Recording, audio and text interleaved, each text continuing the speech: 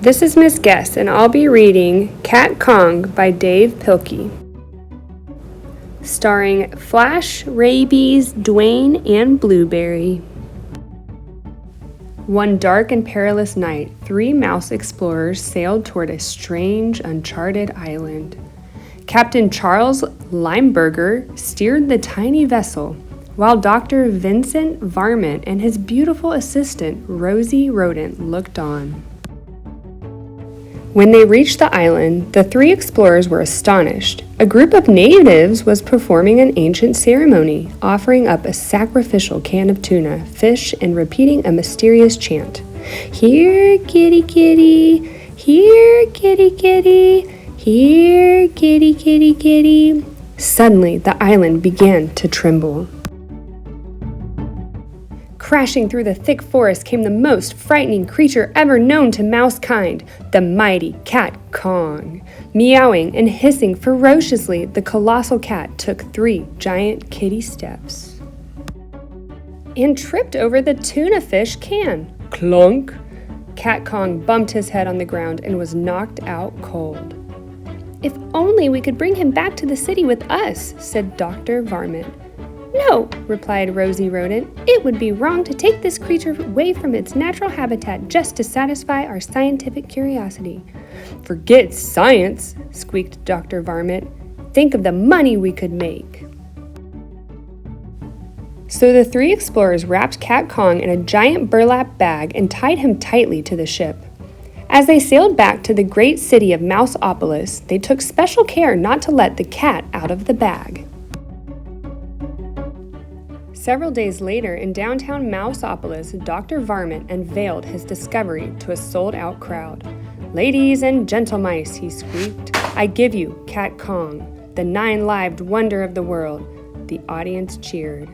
Cat Kong, however, was not amused. The towering tomcat hissed and meowed wildly.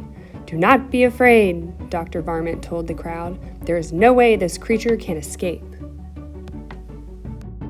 I repeat, there is no way this creature can escape. Well, actually, I could be wrong about that. Soon, the city of Mouseopolis was in panic. The ferocious feline tore through the streets, knocking down buildings, ripping out power lines, and generally causing quite a ruckus. Captain Charles Limburger rushed off to organize a counterattack team, while the beautiful Rosie Rodent watched the destruction from her apartment window. "Help!" cried the engineer. "The cat's got my train!" "Help!" squeaked the butcher. "The cat's got my tongue!" "Help!" shrieked Rosie. "The cat's got me!" Soon the crazed cat was heading straight for the top of the Romano Inn, with the beautiful Rosie tailing behind. A fleet of airplanes quickly flew into action, but their weapons were useless against the meowing menace. It seemed as if nothing could stop the terrifying Cat Kong. Then suddenly, a squeaking ray of hope rocketed through the thick clouds of gloom and despair. Captain Charles Limburger to the rescue!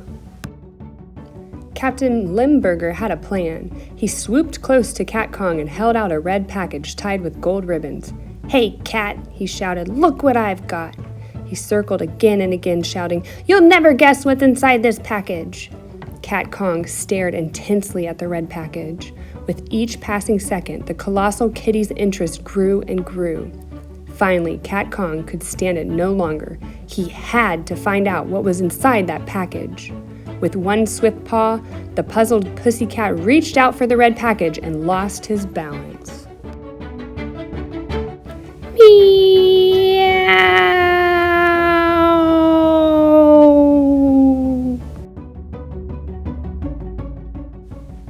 When the dust settled, a crowd of mice gathered to view the final resting place of the mighty Cat Kong.